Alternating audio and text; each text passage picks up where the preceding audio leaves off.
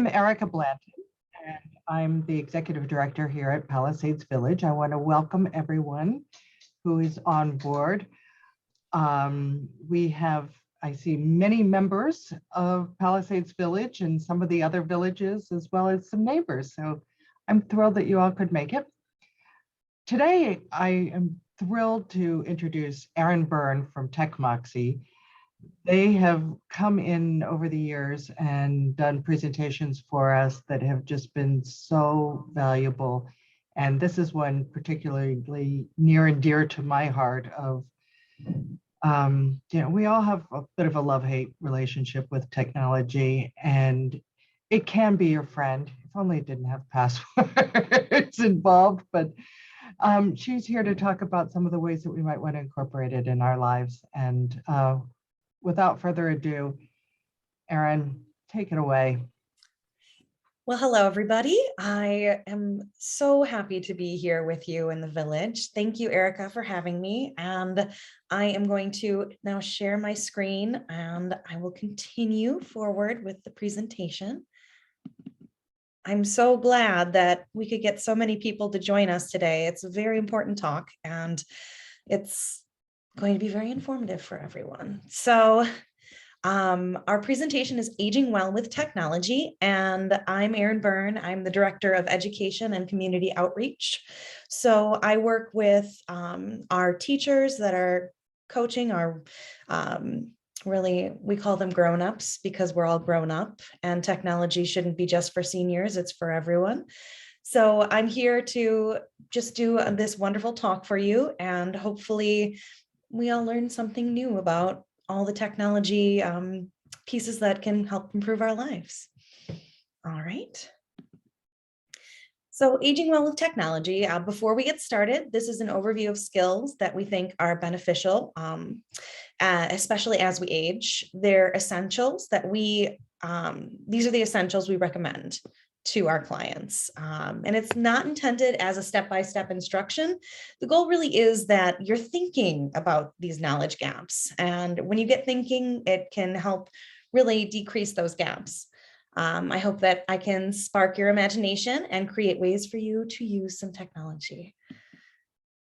All right, so our components of Aging Well with Technology are keeping up with technology, staying safe online or staying safe on the telephone, staying safe with your technology, technology for hearing, vision, and cognition, the use of virtual assistants, which I know is something very important to the Palisades Village, especially with an upcoming Alexa partnership. I believe it's an Amazon partnership.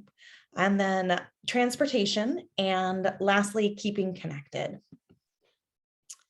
So yes, tech is complicated, but everyone has the same struggles, even younger people. I know that you're looking at me and thinking, oh, she's had technology her whole life, she would never struggle. But I too face struggles with my technology.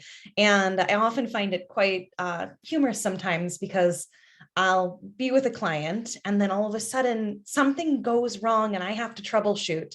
And it really just causes everyone to say, well, good. at least, we're all in the same boat here because everyone has these same struggles. 90% of technology is finding the right button.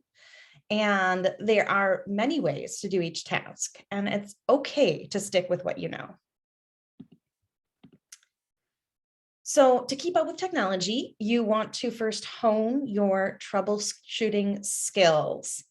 So when you're working with technology, there is so much that can go wrong with technology. You won't be able to fix everything, and that's okay. But if you develop these troubleshooting strategies, it can really help you to use your tech independently.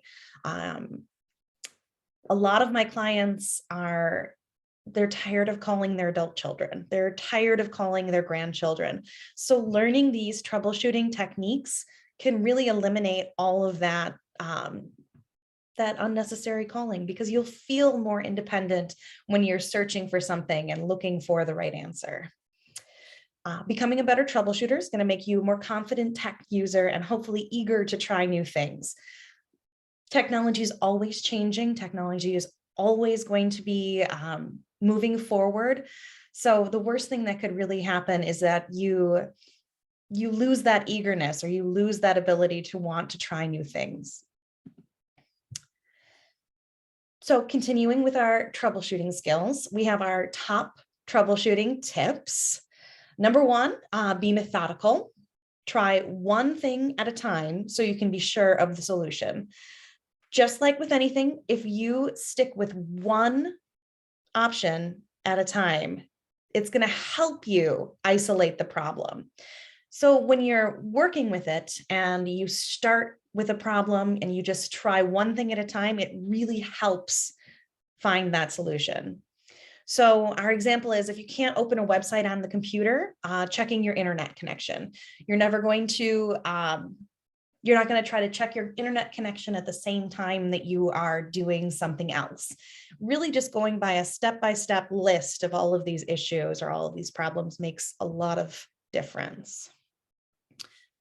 Another troubleshooting skill that we often forget, but it's one of the things that I get lots of calls from clients, and the issue is, for whatever reason, it is just acting a little goofy, acting a little funky. So we start by powering down, powering up, unplugging, replugging, and starting over.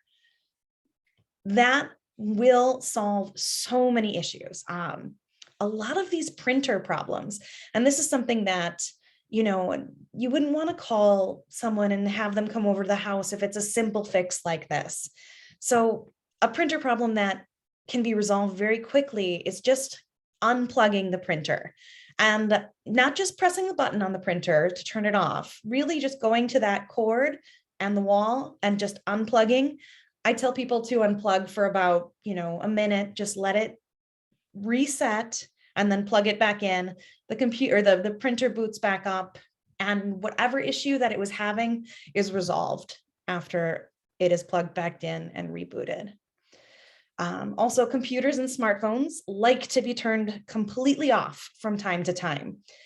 Oftentimes, my cell phone will start getting a little wonky, so I will do an automatic reset with the phone, or I will turn it off completely and turn it back on. And for whatever reason, it just solves the issue altogether. Really thinking simple first is so important. So did a cord become unplugged?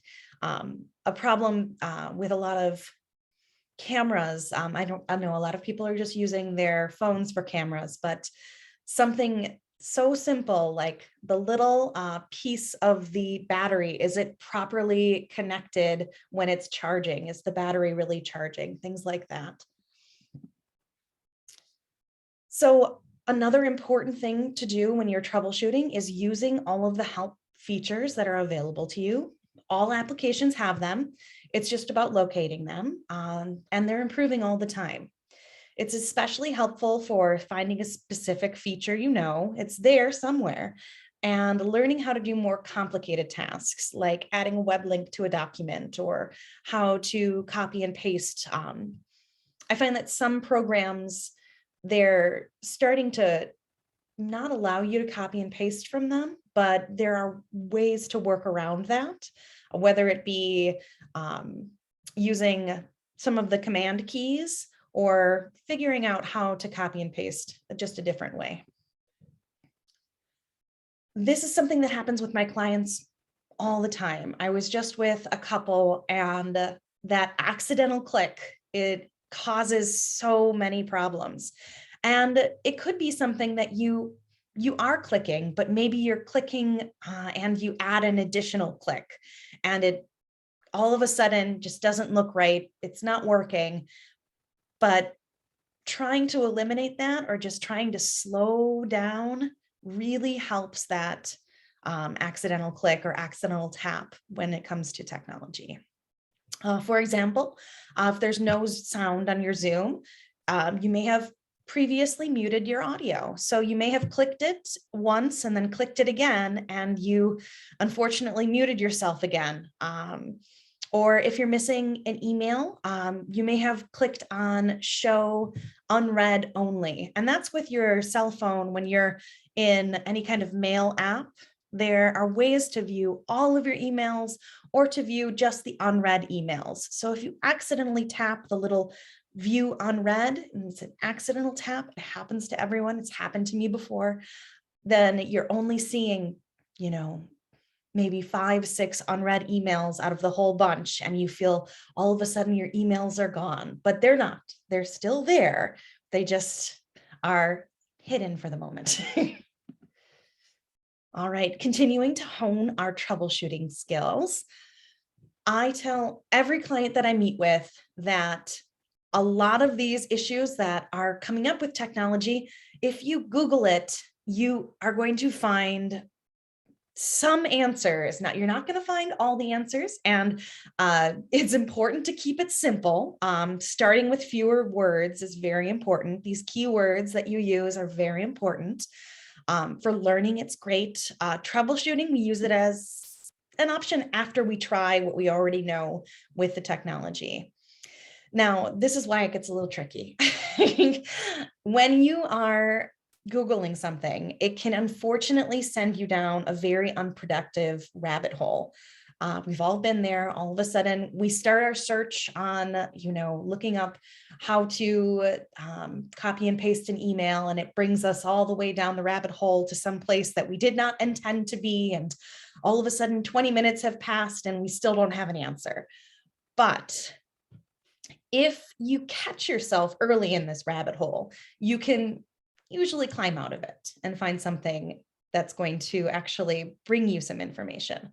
Typically, I tell my clients that if you're Googling something and all of a sudden you are in a document from 2013 or 2016, and it's giving you answers, but it's not the most relevant, up-to-date information, time to disregard that and go back to something that's closer to the search or trying a different search.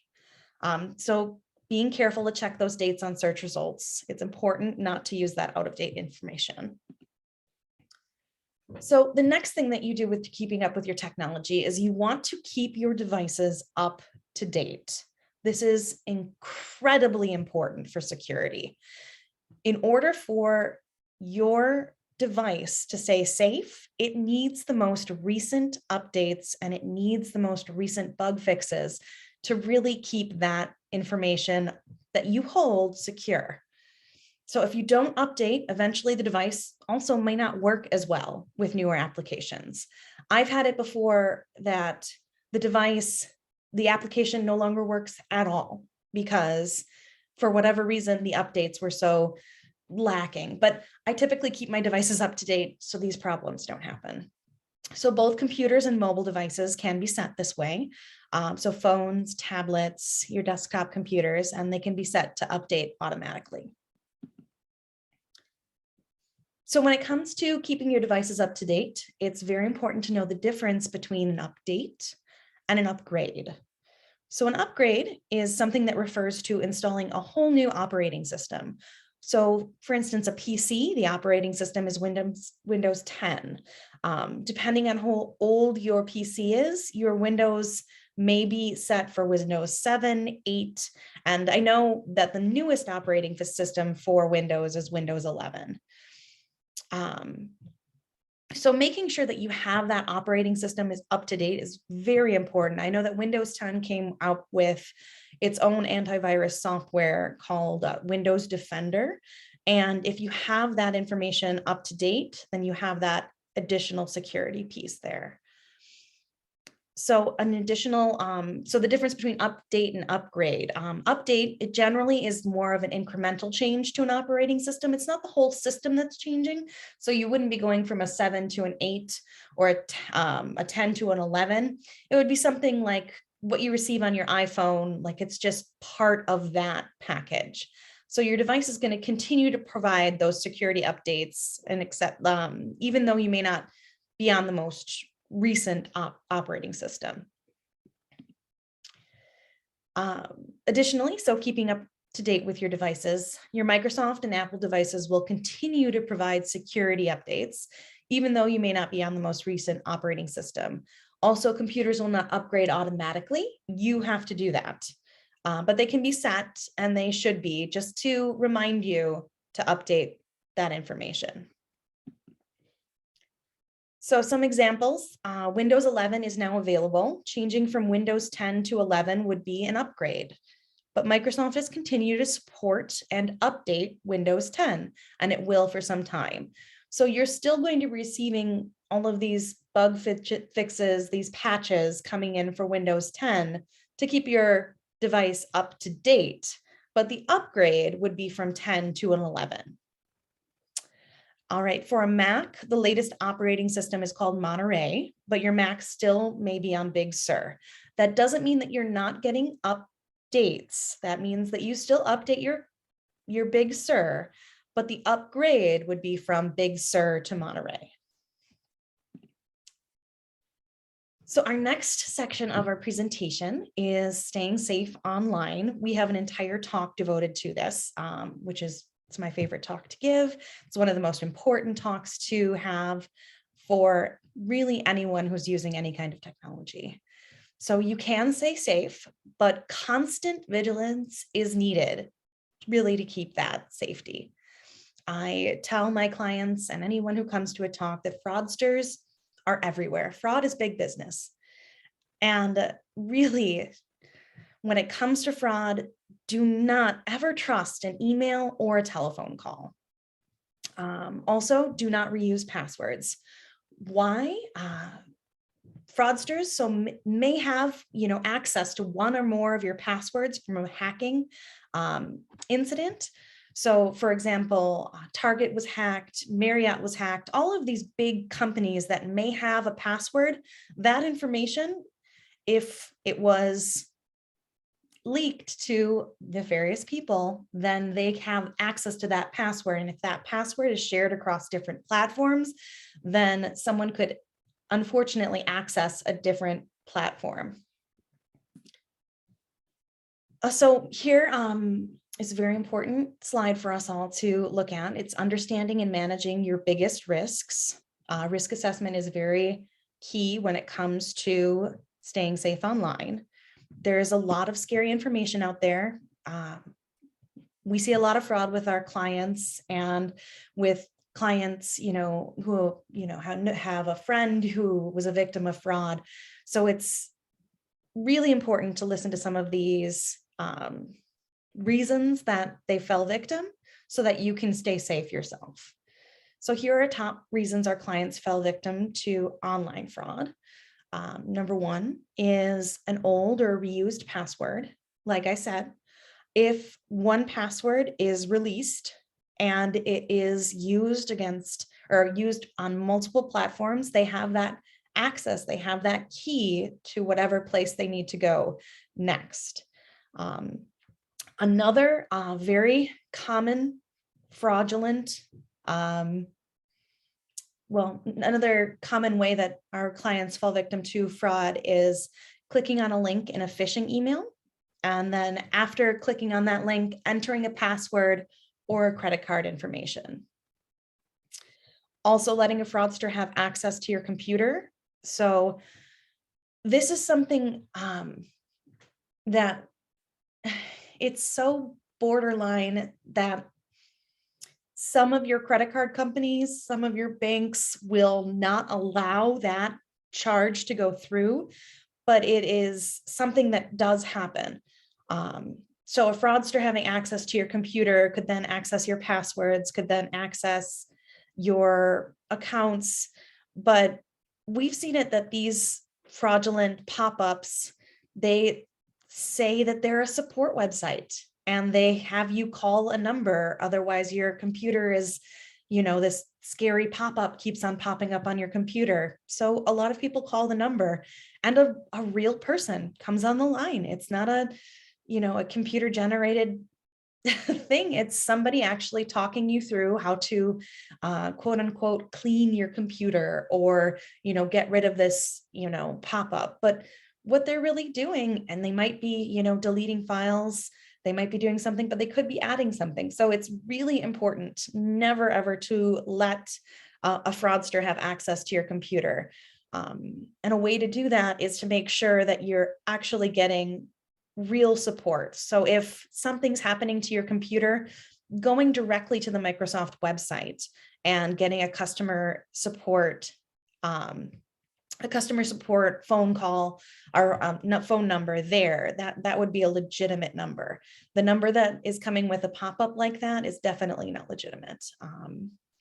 We also had a client who was receiving a phone call from quote unquote Apple support. And it even said on the phone, Apple support is calling.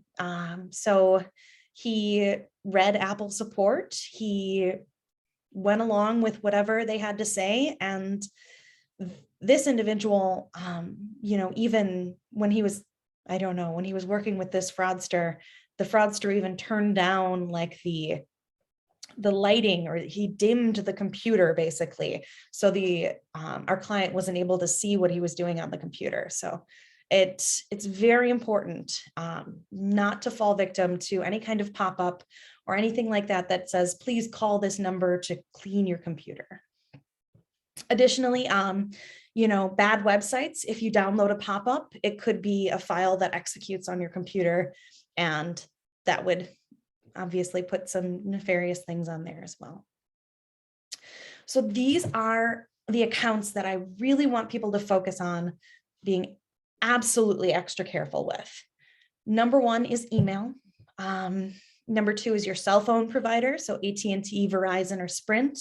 If you log into your account for bill paying, for account management, etc., anything that you're using that direct bill pay is very important to hold that password and make sure that you're not using the same password for these specific sites. Your Apple ID is very important to keep very safe and make sure that you're not duplicating that password. And I'm always very cautious with banking. So a lot of our banks now have applications for our phone, and people, unfortunately, may do banking in a unsecure Wi-Fi setting. So I really am cautious to have anybody, if you're doing online banking, make sure you're at home, make sure that you're connected to your Wi-Fi, and make sure that you're not having that information on an unsecure network, like a public Wi-Fi, library, coffee shop, anything you may have connected your phone to before for that wireless speed. Make sure that you don't have that connected if you are using your phone for banking. I also tell all my clients that you should have two-step authentication for these accounts. And two-step authentication is basically you have your password, but then you also have to provide a PIN to get into these accounts. And they send either the PIN to you either by the phone or by a text message or an email. So having that extra step, having that little extra layer of security is very important for these accounts. So remember, if you change password, you're also going to have to re-enter it on all your devices. So if you change your password on your computer, you're going to have to change it on your phone or your tablet. Or if you have, a desktop and a laptop, you're going to have to change it between these different devices. All right, so our next category for tech support aging well with technology is technology for hearing, vision, and cognition. So when it comes to supporting vision technology, there are adjustments that can be made for all of our devices.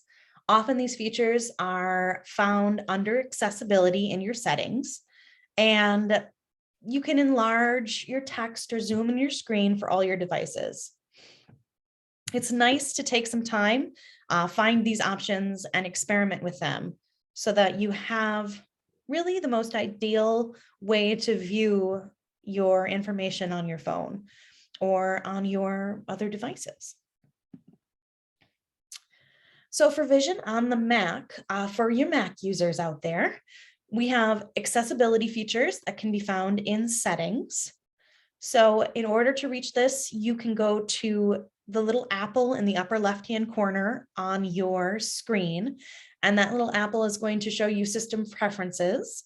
Otherwise, you can just click on your system preferences application in your Finder or possibly on your dock. And once you're there, you can find the accessibility feature inside of the system preferences. It looks just like that. I have a little red circle around it. It's a little white figure inside of a blue circle. And this is going to provide you some options to make your life a little easier looking at the computer. So for the PC, your features can be found and they're called ease of access. So if you are looking in your system, you can easily search for this setting, but ease of access really has all of those accessibility features for you on your PC.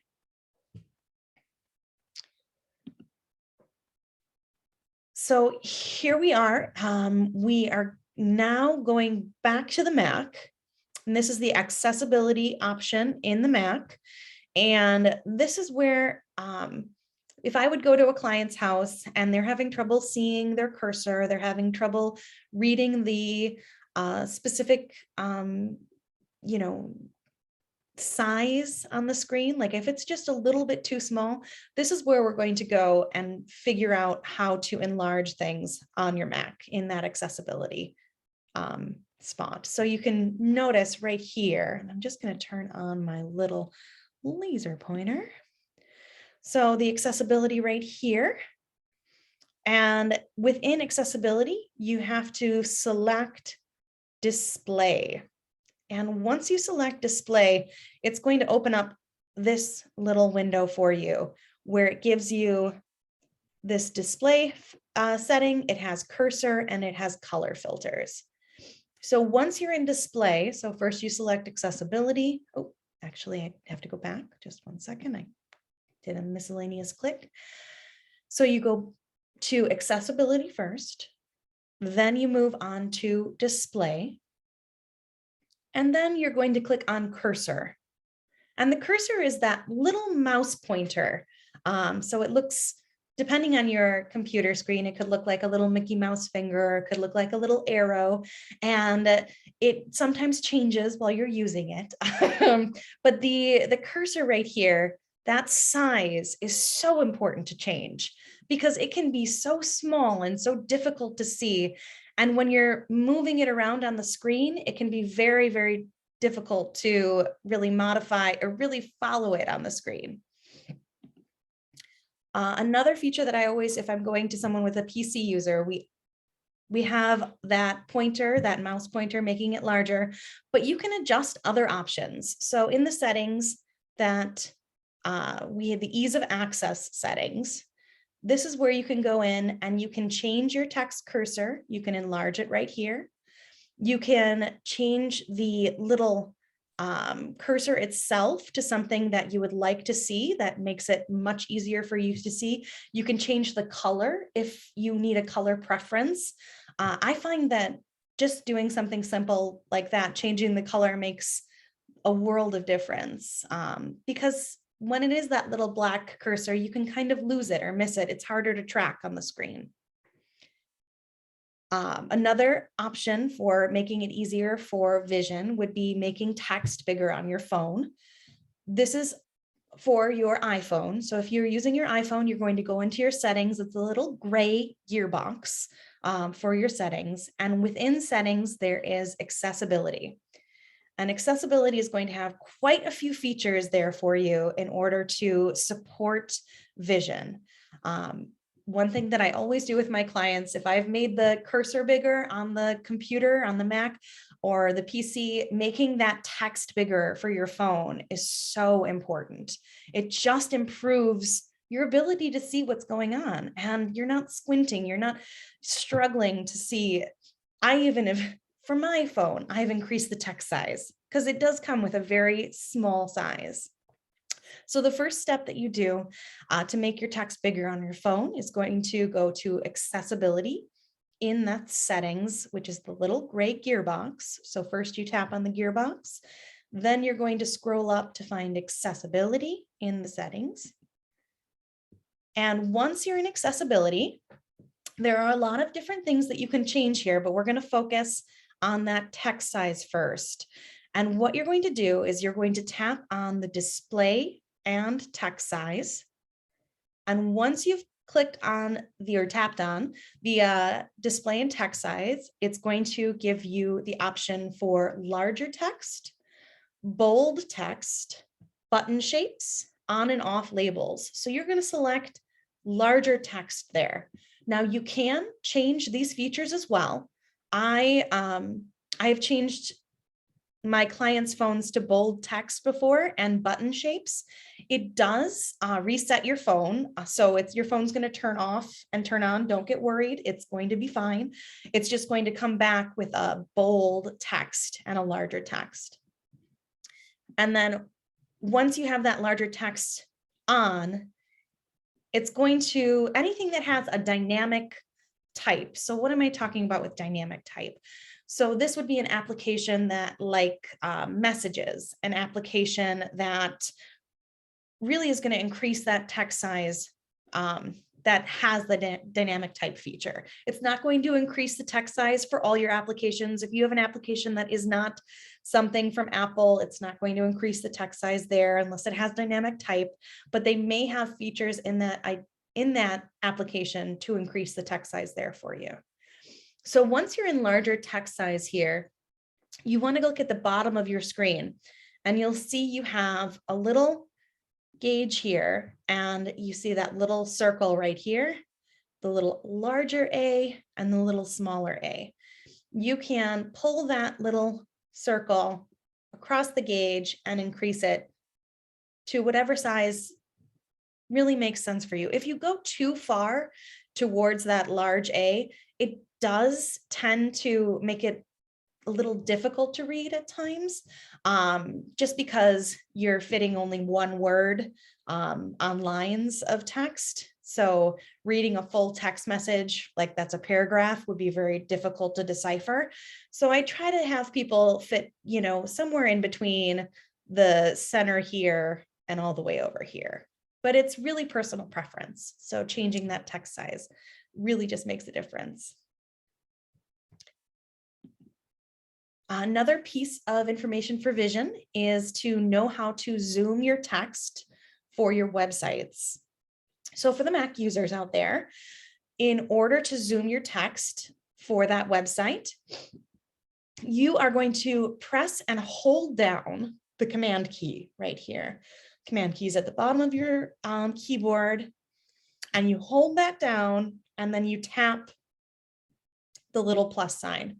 When would you do this? So if you are browsing the web using Safari or Google Chrome, any of these web browsers, if you use this command, it's going to increase the text size. It's going to increase the picture size. It's really just going to increase the size of that whole web page.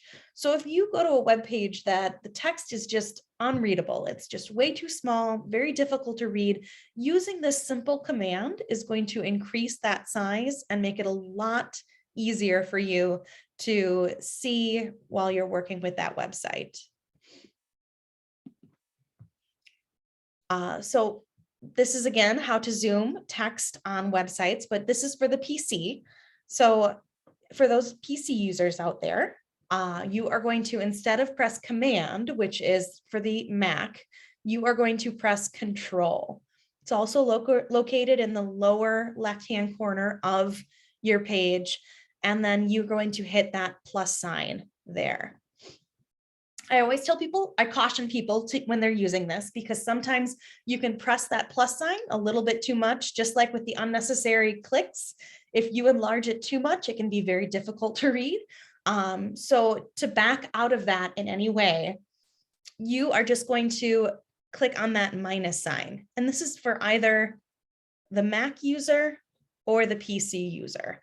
So Control plus for a PC user, Control minus for a PC user, Command plus for a Mac user, Command minus for a Mac user. So to increase it, you have that plus sign. To decrease it, you have that minus sign. Just simple commands to make life easier. Another great way that technology can improve your life with vision is to have your device read you the information. So this is an example from an iPhone. It can be done on any device, and it is having that information read to you so that you don't have to track whatever is small print on the screen. So I'm going to start this video for you. Give me one moment. And you can see this is just on your phone. So you're scrolling through and you are going to go to that section. You're going to select a part of information and you scroll over and then you tap American. speak. So once again, you select a specific part of that text. You could select it all and have the whole thing speak to you.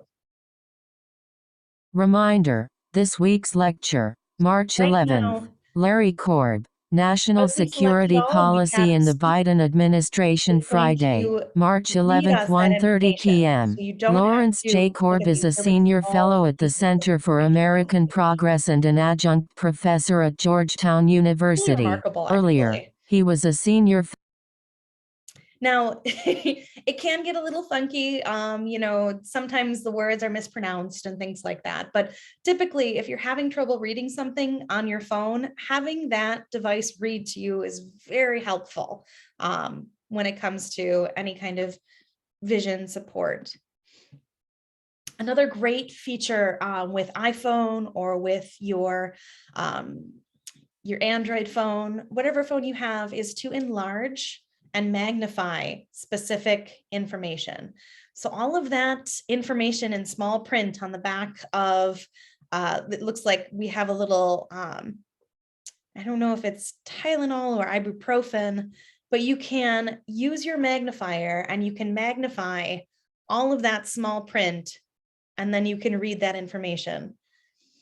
I also think this is very important now when we are going out to restaurants, having that magnifying feature, having that light feature for your phone really makes a difference when you're looking at a menu and you want to be able to see something, so that you can use it just like that magnifying glass and you can see what is on the menu. So this is just a quick little addition to your iPhone. So any iPhone users out here, you can add the magnifier to your control center. So that flashlight screen that you open up, just by doing a few steps. And then when you open up that control center, you open up that little flashlight screen, you can easily open up that magnifier and use it at that time. So in order to add the magnifier, or really add anything that is allowed to your control panel, you're going to go to your settings first. And the settings is that little gray gearbox on the phone. And once you go to the settings, you're going to go to Control Center. Ooh, I got to go back. Sorry about that, everybody. You're going to go to Control Center. And the Control Center is, once again, that control panel that you can use to swipe up from the bottom of your iPhone and open up that little information there, all of these little shortcuts. And then in order to add anything to the Control Center, you are just going to put a little plus sign. You're going to tap on that little plus sign next to that control. So for instance, if you're adding the magnifier, you're going to add just by tapping on that little plus sign next to the magnifier. The same thing can be done for, so in this control center, all of these features are already added to that screen. So voice memos is there, code scanner. This is very important too. It really makes life easier. So if you are dining out, I know people are starting to, leave and enjoy outdoor dining or enjoy dining again in restaurants. And a lot of restaurants have a QR code for you to see a menu. And that little code scanner is going to scan that QR code and bring you to the menu on that specific, or for that specific restaurant. All right, so we're going to move on to a hearing for accessibility and, just to improve your life with hearing. And the first thing I want to discuss is closed captions. So there are traditional closed captions, or there are automated closed captions. Your traditional closed captions are those that are carefully generated in the studio. Your automated closed captioning is newer and it's growing. It's far from perfect, but available in more applications. And, hopefully technology will improve and make it a little bit nicer. So you can turn these on. Some already have traditional closed captions with YouTube. A lot of people are adding closed captions now for accessibility for any kind of video that they're posting. And in Zoom, they can be activated by the meeting host. For hearing, for individuals who need some support with hearing aids, I know my father, I love him to death, but he will not use his hearing aids. He tries, but he doesn't like to. He tells me it's more like being at an airport. It sounds very much like that, but they're getting so advanced now, and you can connect them to your smartphones. So it's a lot easier and a lot nicer to hear the sound coming from these hearing aids. And also phone calls can be routed to the smartphone hearing aids. So if you connect these hearing aids to your smartphone, you're no longer going to have to be somebody that needs to hold up your phone to your ear, or, anybody who's listening to speakerphone. It's going to automatically be routed to that hearing aid that is, Bluetooth enabled and can make that connection. Also, Bluetooth headsets can be used with most smart TVs to help increase the volume for more comfortable TV watching. All right, so we're going to move on to cognition. So I find this to be really one of my passions. I worked in assisted living with memory care for quite some time, and a lot of applications that are out there now really do help with cognition and help support people really retain as much as they can, even with any kind of cognitive decline.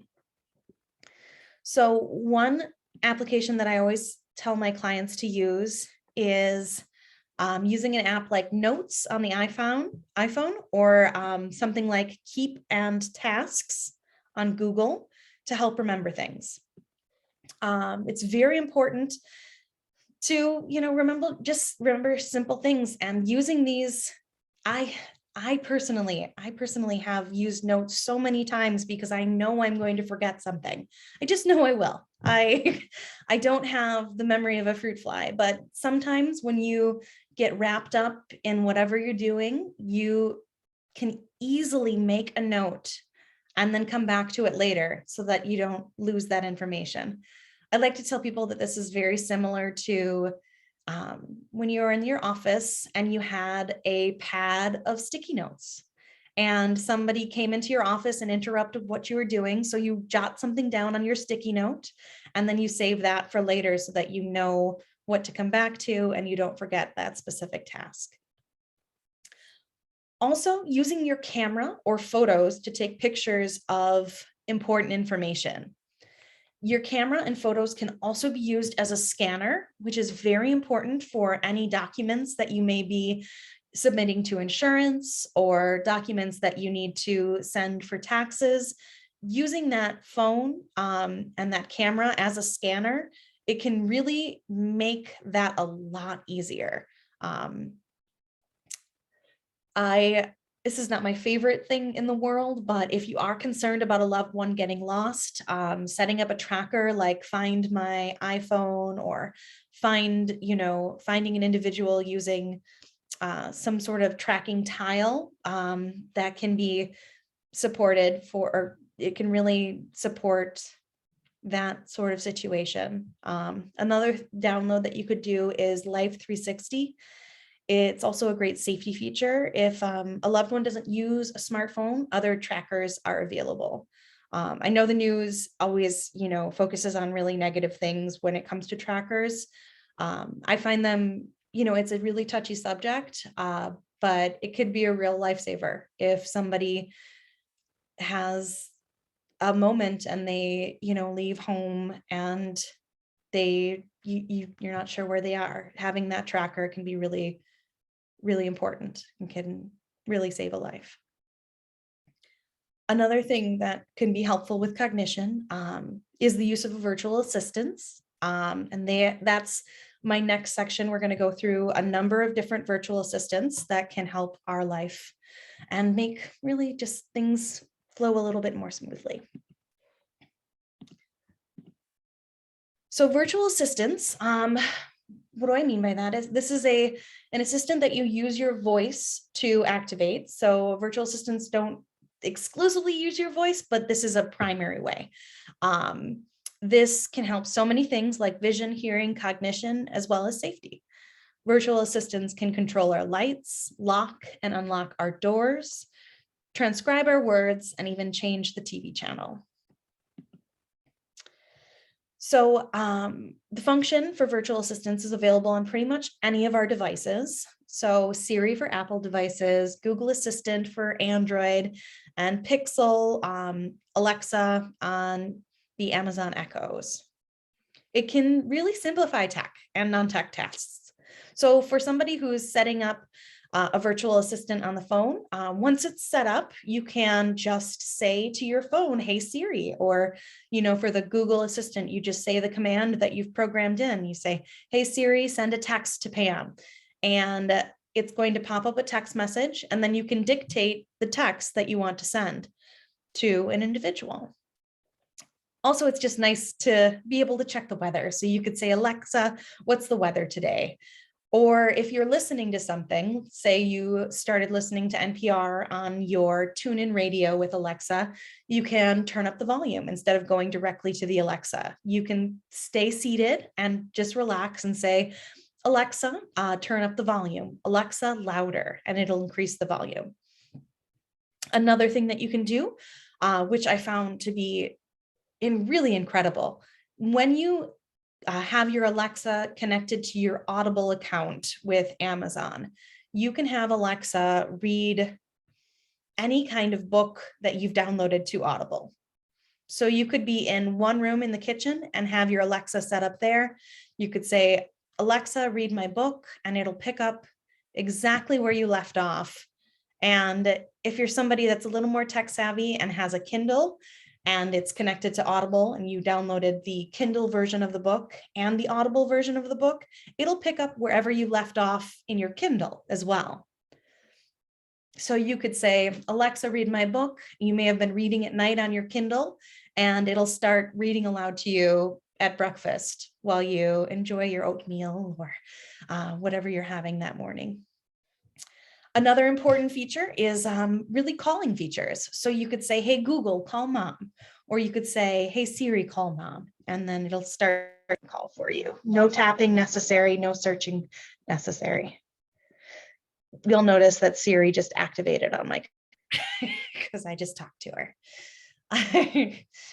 The next thing that I really want to go over is dictation. I use dictation constantly when I am text messaging or I am sending emails that I want to just quickly get out. So you want to be able to really have what you are going to say in the message in your head before you start. I found that if I don't know exactly what I'm saying, then I have to go back and edit the message. It's not very fun. So having a plan before you start your dictation is very important. Once you have that plan in place, you're going to tap on the microphone. So you'll notice in this lower right-hand corner, there's just a little microphone that's going to start your dictation. And once you tap on that, it's going to start recording what you say, and then putting that immediately into text in whatever message or email that you have open. So I have a little video so that you can follow along and see what it looks like on an iPhone. Here we go. So you're not going to hear the dictation because it doesn't record the voice, but you could see that I tapped the little key and then it started dictating that subject. I tapped the little microphone key again, and then saying aloud, this is a demonstration of how you can use the microphone icon, is all being transcribed just from my voice. Or for, in this instance, it's Pam's voice that you can't hear. But when you're doing this, you want to make sure that you are being aware of punctuation. It won't put the punctuation in there unless you add it yourself. The same thing goes for paragraphs. You have to say new paragraph. So any kind of punctuation you need to put in, and you can see all that information coming through. I think it's really cute. We've got, that's working because you can see the little wiggly lines going. I can show that one more time at the end of the presentation if you'd like to see that again. Dictation is also available on computer, laptops, and tablets. It can be used in Word and other programs as well. It really just makes life so much easier because you're not sitting and typing. It's something that I taught my father how to do. He is of the generation that you are hunting and pecking for different letters. He never learned to formally type. He always had assistance. So using the dictation feature is much easier for him. He also, I adore my father. He has these big sausage fingers. So typing on these teeny tiny little screens is horrible for him. He taps on too many different letters. It's a mess. So learning dictation for his phone makes it so much easier to send a message and really get information out. It can also be used in Word and other programs. Google can help you find instructions for setup. So just like we had been doing for troubleshooting, finding the setup information online is very easy so that you can then follow those steps and really put this information in place.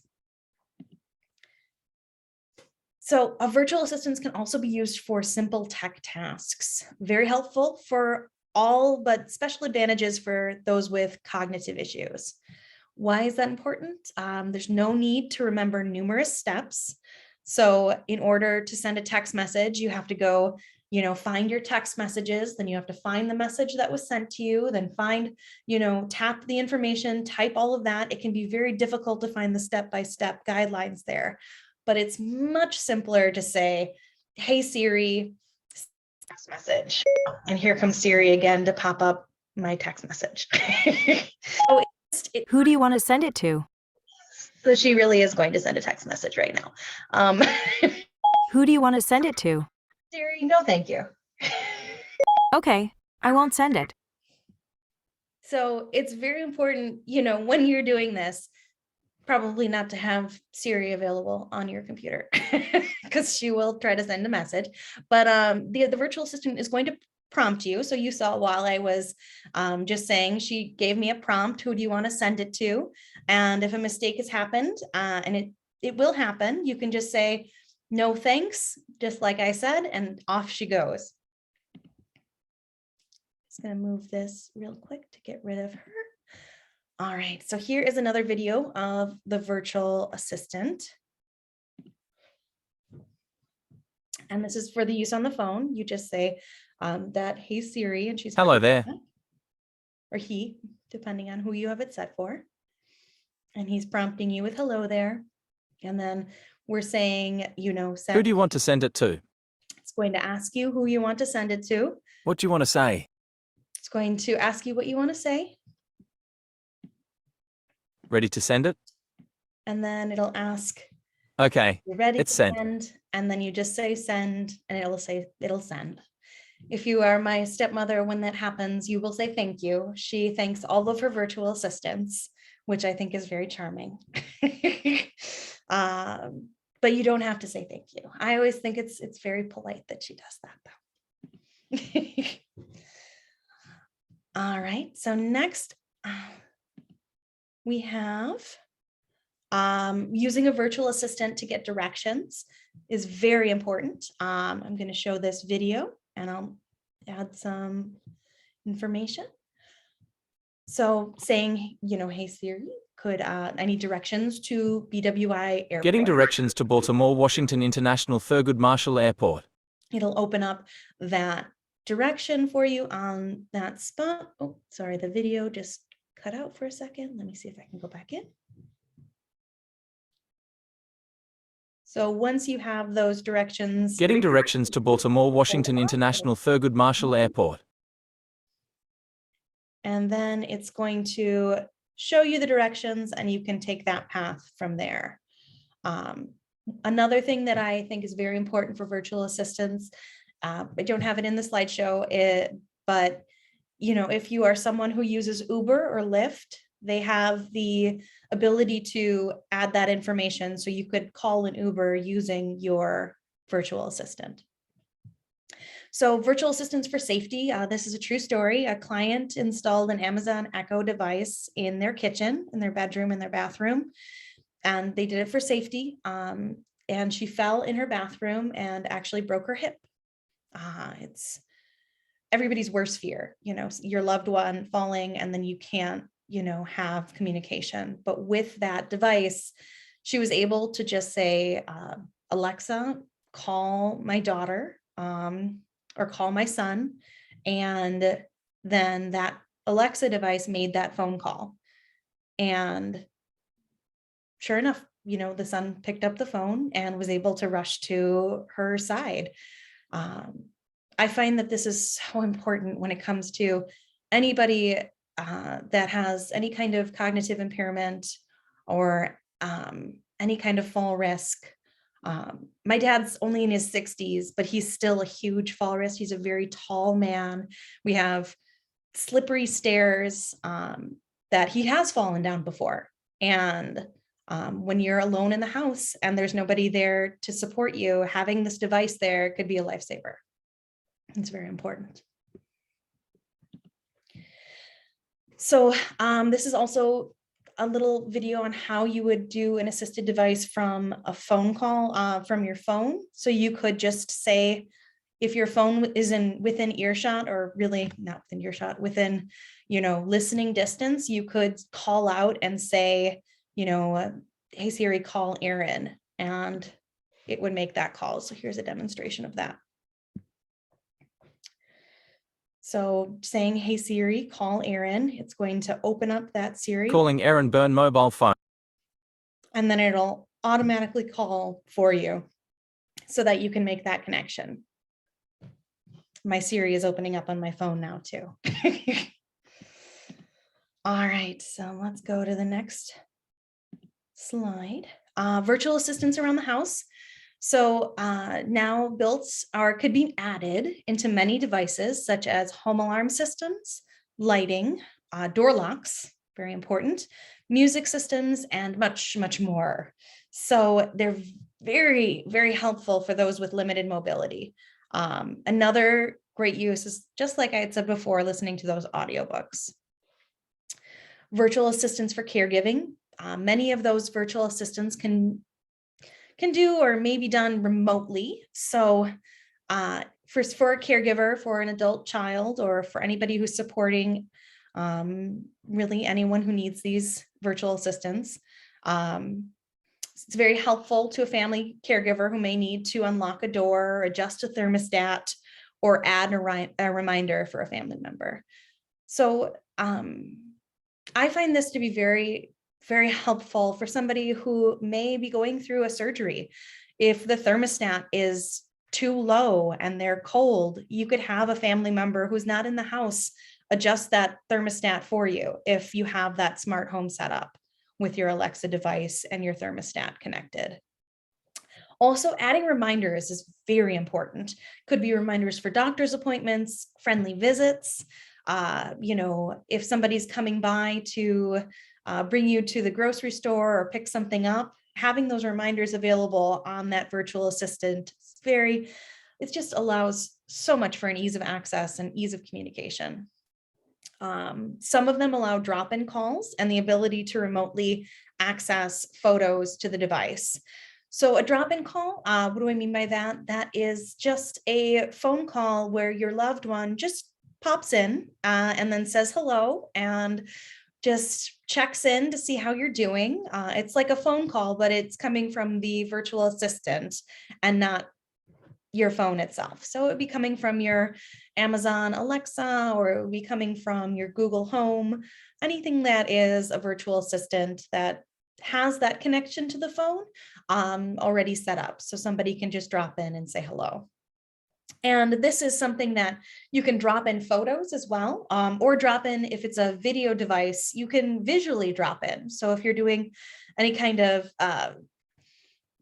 really chatting, you can see the individual as well, and they can see you. So what is the minimum needed for these virtual assistants? First and foremost, you need a wireless internet connection. So you need that Wi-Fi or a cellular data plan for that device. And then you also need an account, like an Amazon account, a Google account, or an Apple account. There are some privacy considerations when it comes to virtual assistants. I do like to make sure that these are part of the whole picture. They are always listening.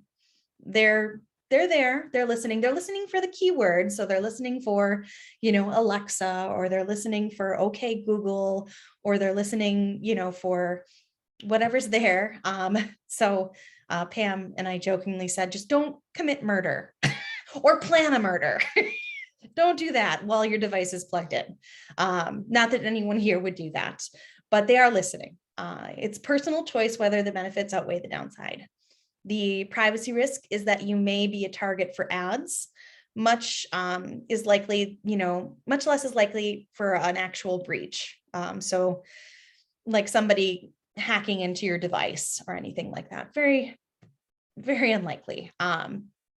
Now, that doesn't mean that if you've been talking all day and your Alexa is listening and you happen to mention that you really need to buy some pants or some shoes, and then you go and you pull up on the computer and the first picture that pops up on Amazon is, different shoes and different pants that you could be looking at.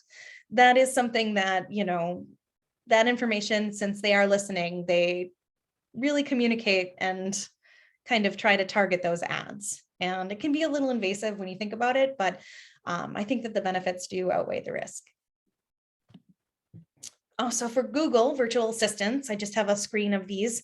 We have the Nest Audio, the Nest Mini, the Nest Hub, and that's the one where you can pop in with video, and then the Nest Max Hub, Apple HomePods and HomePod Mini.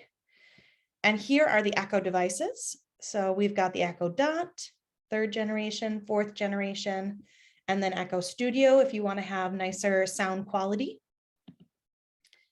And then you have Echoes with video, where you could drop in and have that video available as well. And I'm going to go back just for a second with these Echoes.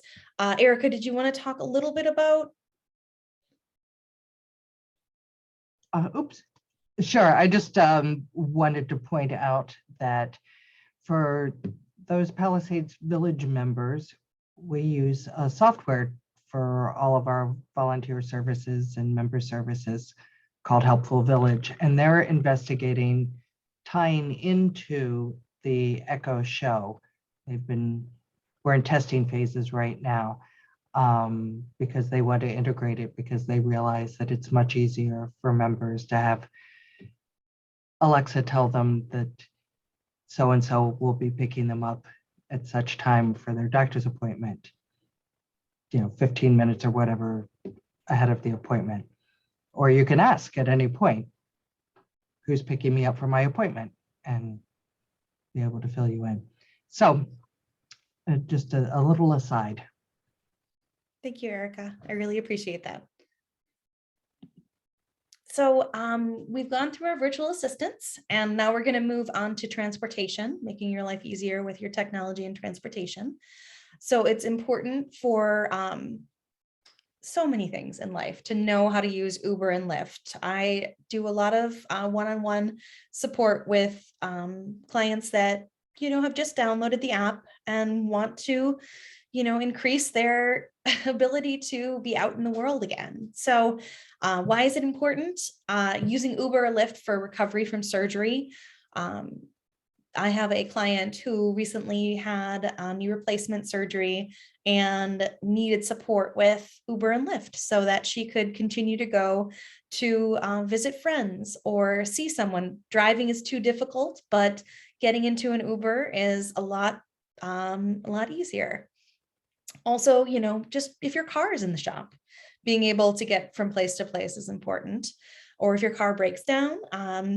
So this is something that I thought was very interesting.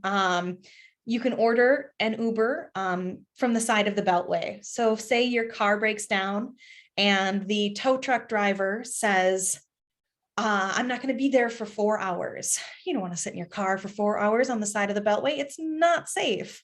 So you can call an Uber or a Lyft, or you can call an Uber. I don't know about Lyft, but they will pick you up from the side of the Beltway. And then whoever is coming to tow your car, as long as that car is in the place where you said it was, they can pick up your car and bring it to the next location.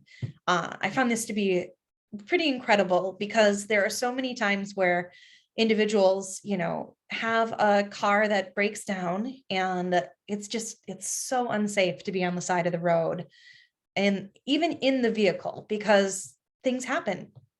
People are, especially in the Beltway, people drive really, really just silly. So getting out of that car and getting into an Uber and getting home and being safe is very important. And it could even be if you're not on the Beltway, if you're just in the neighborhood and the car breaks down. Also, if you are somebody who enjoys to go out and have dinner and you have a few glasses of wine, it's always best to be safe, and you can call an Uber and a Lyft to get back home. And of course, the possibility that we may need to give up driving. So know how to use Uber and Lyft, why you should learn now. There is a modest learning curve. So when you are using your Uber or your Lyft, it takes a little bit of time to figure out how to use the app. And it's a lot easier to learn it when you're not ordering an Uber than it is when you're under pressure and you need to order something for an appointment and your appointment's in 30 minutes. It's hard to kind of learn all the steps behind it before, when you're under pressure like that. You also have the skill in case of an emergency. And unfortunately, cabs in the Bethesda area are very unreliable. So having that skill already understood and you know how to order the Uber before you really need the Uber is important. All right, so our last couple of slides are about keeping connected with technology. And a lot of my clients are on social media. A lot of my clients are not on social media as well. It's a personal preference. There are many pros and cons, no doubt, privacy issues and worse. But social media can be used in a limited way to help you stay connected with family and friends. I think we recommend at least considering setting up an account where you will find some friends and family. So your adult children, your grandchildren, great-grandchildren. And I always tell people this, you do not have to share. You do not have to share information on social media. You do not have to put everything about yourself, where you went to school, what you did. It does not have to be out there. You can be as private as you would like. I give the example of my father when it comes to social media. My father has 5 children and he has only 4 friends on Facebook. And so he's not friends with some of his kids because he wants to be private and he doesn't want to see all the information that they may put out there.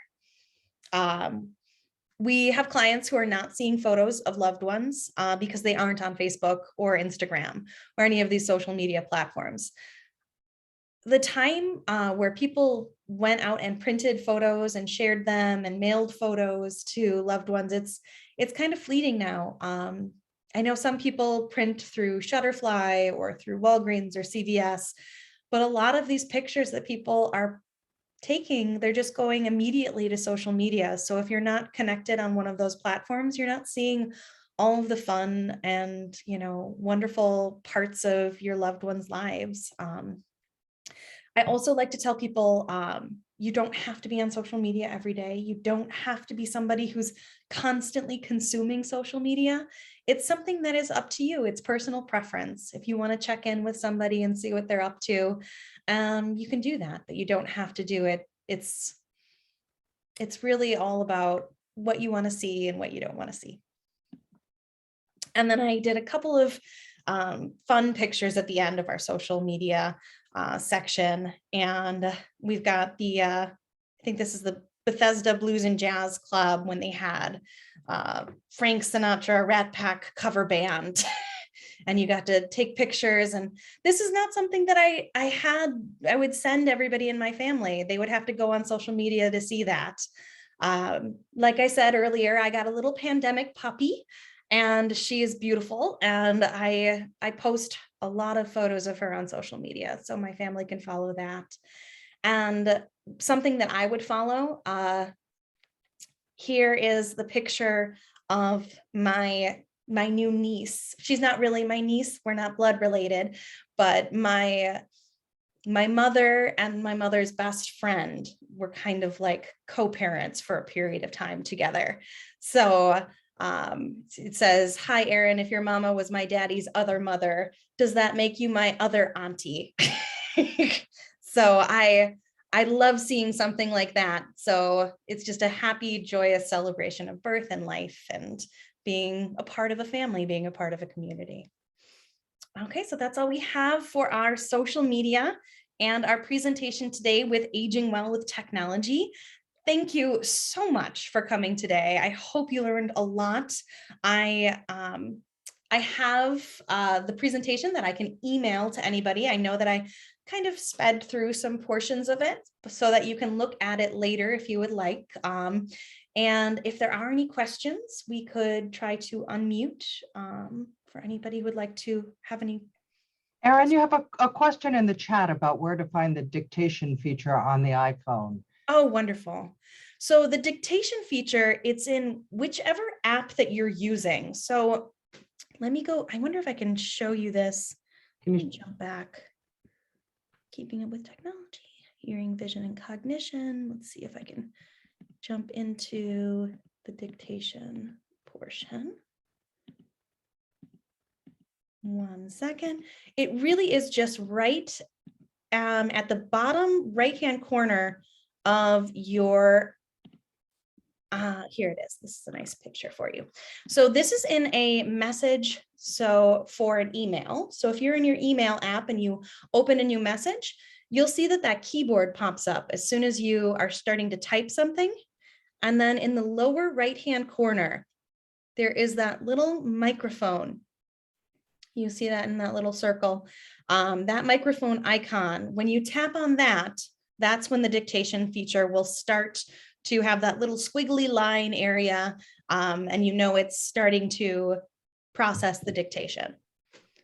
Like I said before, make sure that you do remember your punctuation though, because it will not put punctuation in there for you or paid line breaks or anything like that. So you'll have to say new paragraph or comma or period or exclamation point, anything like that. Yeah, I found it in a number of different places depending on whose phone I'm looking at and which function. But Okay. So yeah, if you just look for the little microphone. Yep, if you look for this little icon right here, this little microphone, it should allow you to start that dictation. Thank you for the question. Are there any other questions? Yes, please. Okay. Yes, Sally. Would you please review the magnifier function and the Of course. connect with the flashlight? Thank you. Let's see. All right, so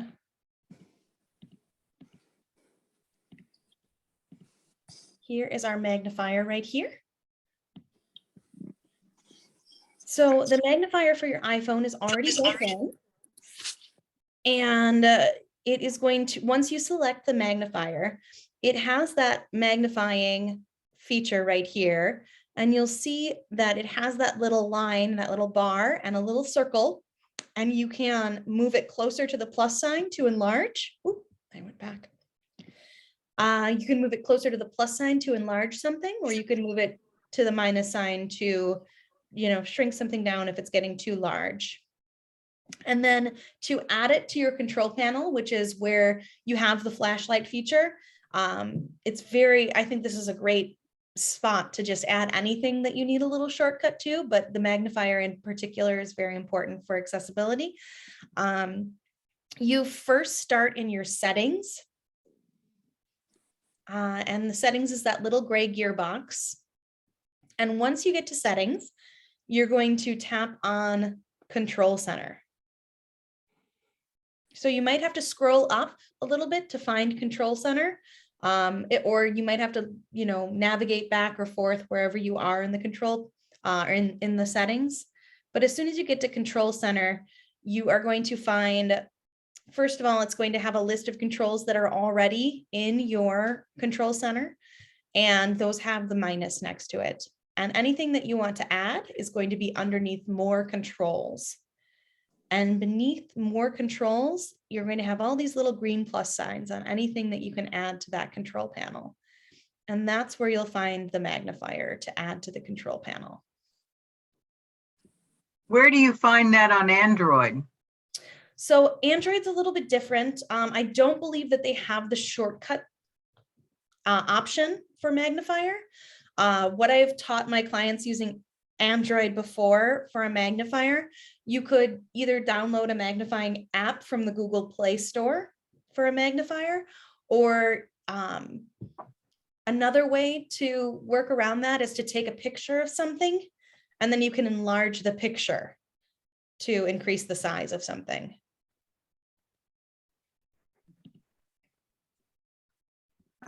May I ask a follow-up question on the Yes, thank you. magnifier? Mhm. Thank you. I have it included in my controls, but I don't know how to use it. Okay, so I'll go back to the picture that we have of the magnifier. Just 1 second. So it's in your controls right here. So once you tap on that little magnifier, it should open up into a screen like this. And depending on where you have your phone placed, it might be a black screen where all of these words would be, but it does have this little line here. And this little line shows you where you are along the magnification.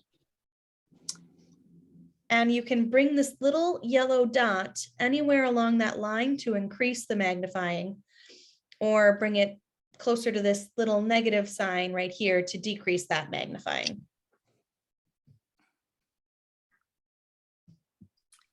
I'll have to work on this independently. I'm not following this at all. Do you want to try to hold, do you have your iPhone with you right now? Yes. Wonderful. Could you hold it up to the screen for me?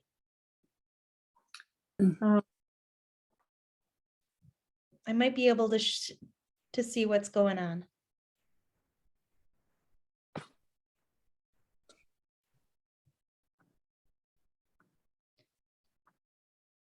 Okay, so can you see Erin? Let me see. You see her I finger. can't It's- quite see. I see your finger. Could you shift it over to the little bit to the other direction? There. Oh, keep Little going. more. There you go. There you go. So you're in settings right now. So you have to tap on the little green plus sign to get the magnifier. Is the magnifier already in your control panel? Let me see. I can kind of see flashlight. Could you pull back just a touch? There you go. And then maybe lift it upwards. Let's just go up. There we go. Here we go. And there is magnifier. Great. Awesome. So now press the home button to get out of the settings. Wonderful. And what I want you to do is just swipe up from the bottom.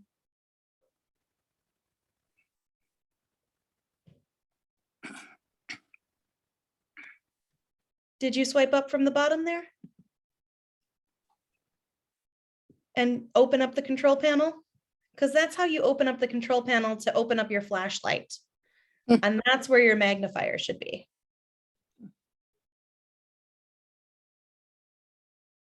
I see you swiping right now and it's not going to the right spot. Could I make a suggestion? Oh, yes, go ahead. This is a perfect opportunity to Google something. I seriously, I find if I have a question like this, I Google it, and then I can take as long as I want to watch either their video or whatever they're going to throw at me. Mhm. And I do have a question when I have a chance. Oh, sure, go ahead. Well, I want to come back to passwords, which for most of us are a nightmare. They are. The rule for is, everybody. yeah, they are. Change your password, have a hard password, yada, yada. Well, Mhm. if you use 100 different sites, you can't do that. So I follow a couple of rules, and I don't know if you think they're sensible or not. Number one, if a site asks me to register before I shop, I will not buy from them. Number two, if a site asks me to give them my credit card number to store for further convenience, I will not do it. That's smart. So I have a whole list of things. You're not going to get any information from me. I'm going to do business with you. You get my name and my address and a one-time deal. I'm out of there. So I don't have to worry about all of that because they want their hooks into you and they want that information and they want to put you at risk. So I use that strategy. The second strategy I use is killer passwords for anything financial. Yes. Anything financial. The fish market, as long as they don't have any other info on me, I don't care. Am I crazy? You're not crazy. I would just caution. So let me go back to I think it was like 5 different spots that you should really just be careful. So these 5 or 4 right here, just Yeah. make sure you don't duplicate a password within this selection. Right. So Absolutely. Right. your banking should be killer password. It should be so terrifyingly difficult to use, and you should change it. You should change it frequently, and you need that 2-step authentication just to keep it safe. So if somebody does unfortunately get the password, then they can't get into your account because they don't have your cell phone with them. Right. Okay. But you aren't crazy. Sally, were you able to get that magnifier going?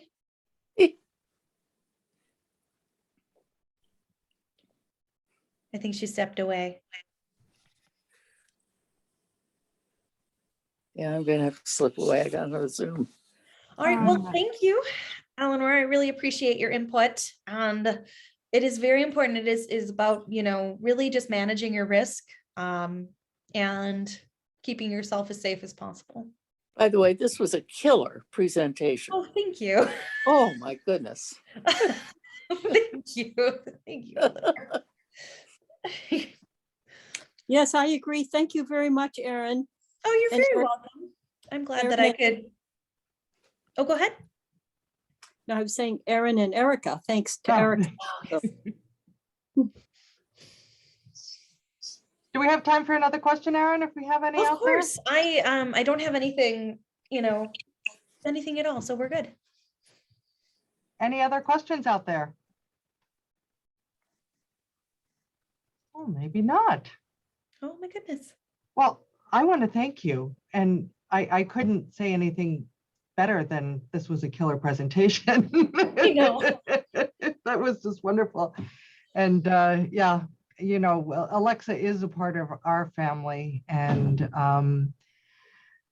it's been really wonderful to be able to use her to drop in on family members and just use it like an intercom system within the house and outside the house. It's pretty darn cool. But all the accessibility features, that was amazing. I'm So- so glad you enjoyed it.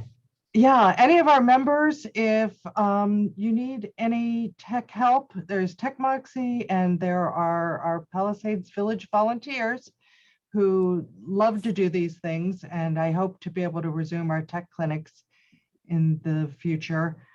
And I hope that, you all will join us for future and upcoming events. Check out our website, see what's out there, and come again. I can't promise that they'll be as wonderful as this, though. Thanks to Erin. You're very welcome. I'm so glad I could do this. Really delighted. So thank you.